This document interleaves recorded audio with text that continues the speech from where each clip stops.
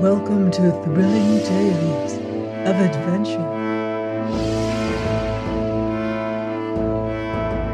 I'm Martell, reading The People of the Mist by H. Rider Haggard.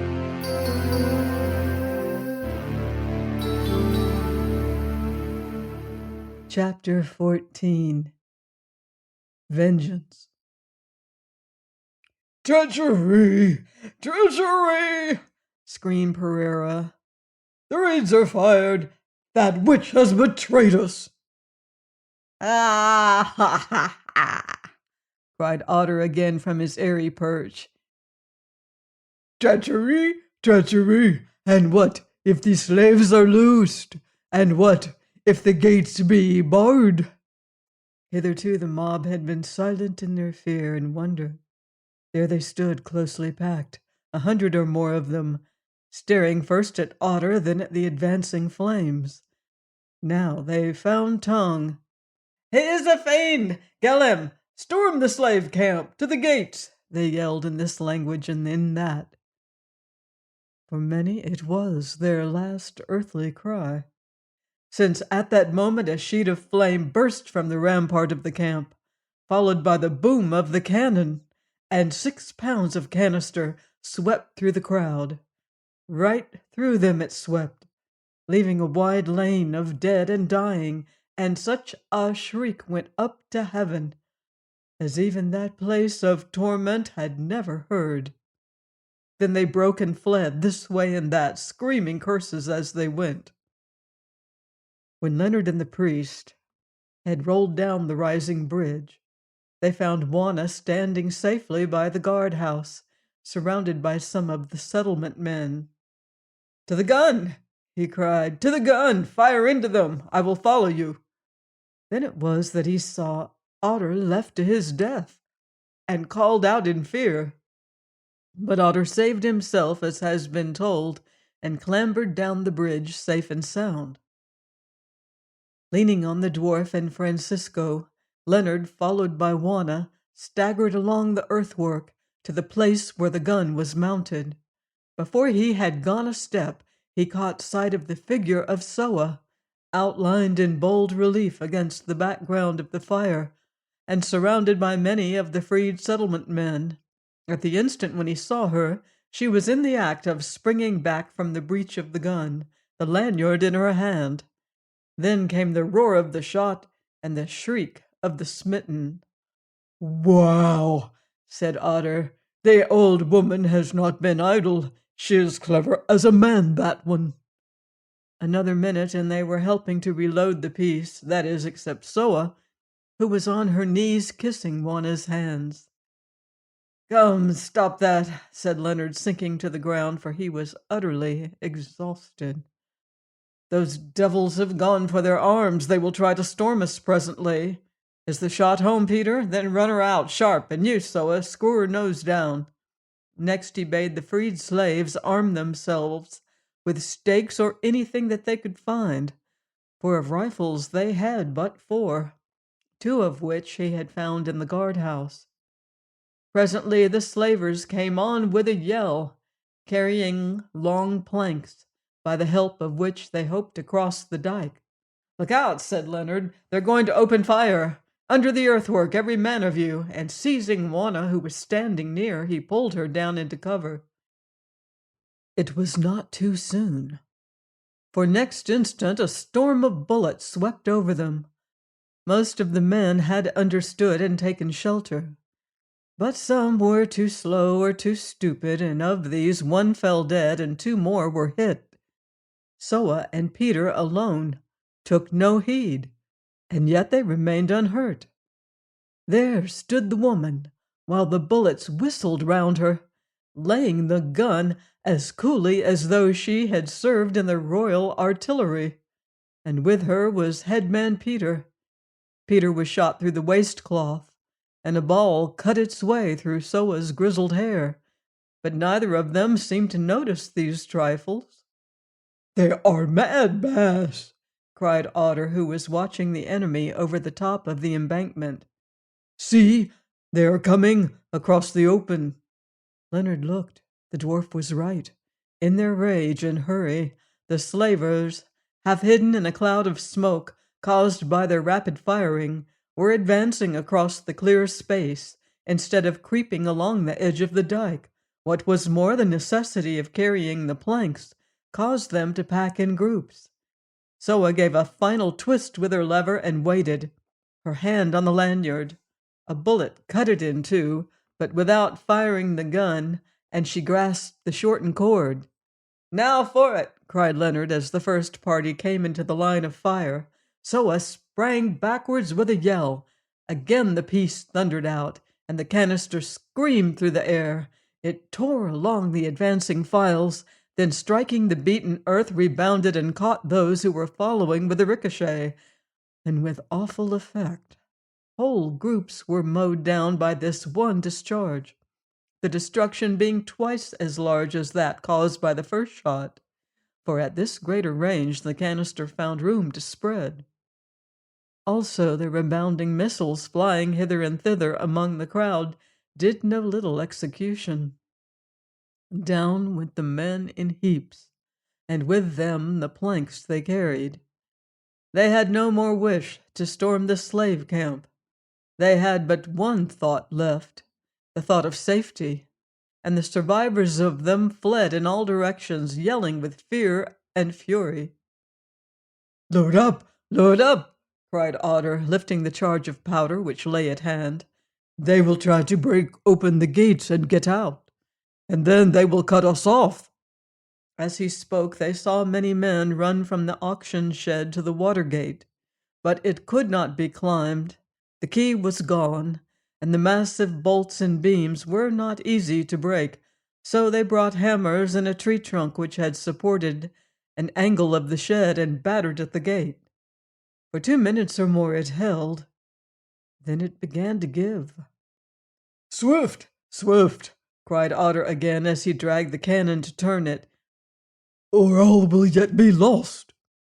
"Hurry no man's ox, black one," said Soa as she laid the gun with the help of Peter. A cry went up from the slavers. The gate was tottering, but it still held by the upper hinges. A few more blows and it must surely fall. But those blows were never struck. Again Soa sprang backwards, and the roar of the gun was answered by the screams of the slavers as the shrapnel plowed through them. Of those who were left, the most part fled for shelter to the auction hut and to the nest itself. Some ran across to the magazine, but appeared to be unable to enter it, for soon they were seen flying back again, while about a dozen of the boldest remained at the gate, trying to complete its destruction. On these Leonard and Otter opened fire with rifles, but it was not until 3 or 4 of them had fallen that the rest fled to join their companions beneath the shelter of the sheds. "Oh, look! Look!" said Juana, pointing to the east. It was indeed a spectacle never to be forgotten. The dense reeds, measuring 12 to 15 feet in height, had been fired far to the east of the nest, and as the wind gathered to a gale, and the fire got firmer hold, it rolled down upon the doomed place in billows and sheets, a sea of flame that sometimes spouted high into the air, and sometimes ran swiftly along the ground. The reeds crackled and roared like musketry as the fire ate into them, giving out thick volumes of smoke. At first, this smoke had passed over the spectators. Now it blew into their faces, half choking them and blotting out the sky, and mixed up with it were showers of sparks and fragments of burning reeds brought forward on the wind. "The house and the sheds will soon catch now," said Leonard. "Then they must take refuge in the open spaces where we can deal with them," and he nodded towards the gun. As he spoke, tongues of flame darted into the air, first from the thatch of the shed, then from the roof of the nest. They were afire. "We must be careful, Bass," said Otter, or the slave shelters behind us will burn also, and all those in them." "Heavens, I never thought of that," answered Leonard. "Here, father, if you wish to do a good work, take some of these people in the buckets they use to water the slaves. Let 3 or 4 men get onto each roof and extinguish the sparks as they fall, while others bring them water from the moat." The priest sprang up and set to the task, at which he labored gallantly for 2 long hours. Had it not been for his efforts, the sheds and the slaves in them must have been burnt, for the sparks fell thick upon the dry thatch, which caught again and again. Now the sights and sounds grew more and more fearful. Maddened with fear, the remainder of the slave drivers and their servants rushed from the flaming buildings, striving to escape from the fire. Some flung themselves desperately onto the aloes and prickly pears on the inner rampart, and climbing the palisade beyond, escaped into the marsh, while many collected on the open space, and at these the gun was fired from time to time when the smoke lifted. Others again ran to the dike of the slave camp, begging for mercy, there to be shot by Otter, who never wearied in his task of revenge. From behind them also rose the hideous cries of the slaves, who believed that they were about to be burned alive, and screamed as they dragged at their manacles. "Oh, it is like hell," said Juana to Leonard as she buried her face in the grass that she might see no more, and to escape the suffocating smoke. She was right. So the time went on. One by one the roofs of the various buildings fell in, and spouts of flame shot high into the air to descend about them in a rain of sparks. But at last the cries ceased, for even the slaves could yell no more, and the fire grew less and less, and the wind dropped. Then the sun rose on the scene of death and desolation. The morass was swept bare to the depth of many 100 yards, and the camp was a smoking ruin strewn with the dead. The walls of the nest still stood, however, and here and there a charred post remained. Everything else was gone, except the magazine which had escaped the flames, being built of brick and stone and roofed with tin. The adventurers looked around them in silence. Then they looked at each other. What a spectacle they presented in the clear light of the morning, as they stood by the gun which had done them such signal service. All were begrimed with smoke and powder, and their clothes were burnt by the falling sparks. Leonard's throat was a mass of bruises. His hands and face were bleeding, and he was so stiff and hurt that he could scarcely move. Soa's hair was singed and cut by the bullet which had shaved her head. The priest's robe hung in charred threads, and his hands were blistered with fire.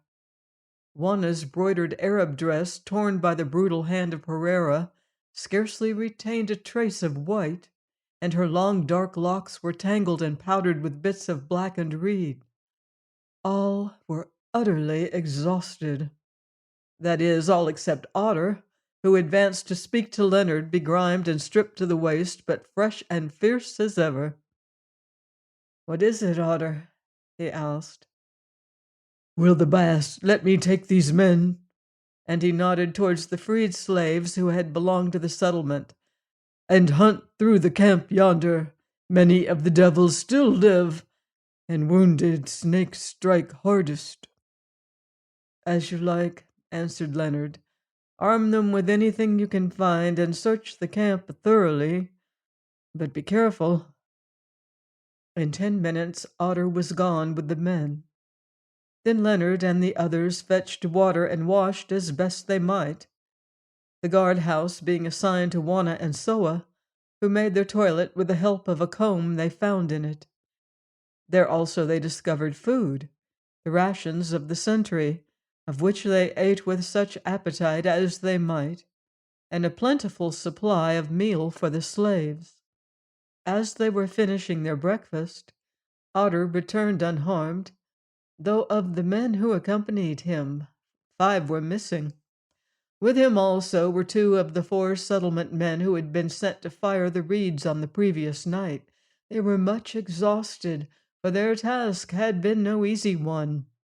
And fortunately for Leonard, it was only after long delay that they succeeded in it. Their 2 companions were dead. One had been taken by an alligator in the water, and the other had fallen into a deep hole in the morass, and striking his head against a log was drowned there. "Is it finished?" said Leonard to the dwarf. Otter nodded. "Some are dead and some are fled," he answered. "But from these last we have little to fear, for they believe that an army has come against them. Still, that is not all the tale, Bass. We have taken one of them alive. Come and look at him, Bass." Leonard clambered up the steps of the embankment, followed by the others. On the further side stood the group of settlement men who had returned from scouring the camp, thin and haggard fellows, scarred by the slave irons, but very fierce-looking. In their midst a white man crouched upon the ground, moaning with terror and misery. Just then he lifted his face. It was that of the Yellow Devil himself. There lay that aged iniquity, that hoary shame, caught at last in his own snares. "Where did you find him, Otter?" asked Leonard as they crossed the drawbridge. "In the magazine, Bass, and your gold with him. Also many rifles and much powder. He had locked himself up there, but he had not the heart to fire the powder and make an end." Pereira did not see them as yet, but raising his head he begged for water. "Give him blood," said one of the men sullenly. "He has drunk it all his days. Let it be his last drink." Leonard motioned to Francisco the priest to bring water. Then Pereira saw them and began to pray for mercy. "Antonio Pereira," Leonard answered sternly, "last night I and 2 companions, a woman and a black dwarf, set ourselves a task to take this armed place of yours and rescue a white girl whom you had condemned to slavery. It did not seem possible that we should do it, but between sunset and sunrise we have done it. Who helped us then? That we should have carried out this thing which was impossible, I will tell you. God helped us as he helped this lady when she called on him. Cry to God, then, to do that which is still more impossible, to help you. From me you will have justice, and no more." For a moment Pereira ceased whining, and a flash of the old ferocity came into his eyes. "Yeah, my friend," he muttered, "if I had but known." Then turning to Juana, he said, "My dove, have I not treated you kindly?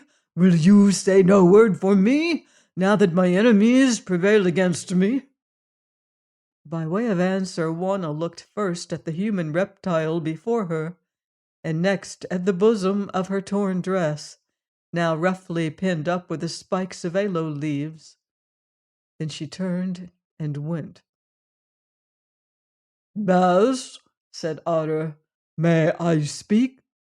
"Speak on," Leonard answered. "Hearken, Yellow Devil," said the dwarf. 10 years ago you took me, and I lay in this camp a slave, yes, in yonder shed. Here are the marks of the irons, your own seal. Ah, you have forgotten the black dwarf, or perhaps you never noticed him, but he remembers. Who could forget you, Yellow Devil, that once had slept beneath your roof? I escaped, but as I fled I swore that if I might I would bring vengeance upon you. The years went by, and the hour came at last. I led Bass through this place. I found you this morning. and we are not parted yet, yellow devil. What did you boast last night? That you had sent 20,000 of us black people to slavery. Yes, and for every one that you have sold, you have killed 5 old men white with years, women with child, little children at the breast. You have murdered them all. Ah, yes, I have seen you laugh and kill them before the eyes of their mothers, as last night you killed the kitten. And now your time has come at last, yellow devil, and I, Otter the dwarf, will give you to drink of your own medicine. What? You cry for mercy? You who never gave it, even in a dream. I tell you, did my chief yonder bid me loose you, I would disobey him. Even to force, I who would rather die than put aside his word on any other matter. Look now at these men, and he pointed to the settlement people, who glared hungrily at the crouching wretch, much as hounds glare at a fox that is held aloft by the huntsman. Look at them. Do you see mercy in their eyes? They, whose fathers and mothers you have murdered, whose little children you have stamped to death. Wow, yellow devil, the white men tell us of a hell, a place where dead people are tormented. We know nothing of that. It is for the white people, and they may keep it all to themselves. Now you are beginning to taste that hell of yours. Only beginning, yellow devil. Bass Leonard, I demand this man to be tried by us and dealt with according to our customs, for it is against us black folk that he has sinned most of all, and we ask his blood in payment for our blood. What? Howled Pereira. Am I to be given over to these black dogs? Mercy, mercy! Francisco, plead for me. Shrive me. I know I killed your brother. I had to do it. Plead for me. And he rolled in the dust, trying to clasp Leonard's feet. I cannot shrive you, answered the priest, shuddering, but I will pray for you. Then the hungry-eyed natives pounced upon Pereira to drag him thence, but Leonard broke through them, saying, I will have none of your savage cruelties here. Let the man be shot if you will, but no more. As it chanced, however, Pereira was not destined to die by the hand of man, for even as Otter gripped him, he turned livid, threw up his arms, groaned, and fell to the earth. Leonard looked at him. He was dead. Dead through the fear of death, for terror had stopped the beating of his wicked heart. The shepherdess prophesied truly, cried Otter presently, for the heavens above have robbed us of our vengeance. Wow, it is hard, but at least this one shall work no more evil. Carry it away, said Leonard with a shudder, for the dead man's face was ghastly to behold.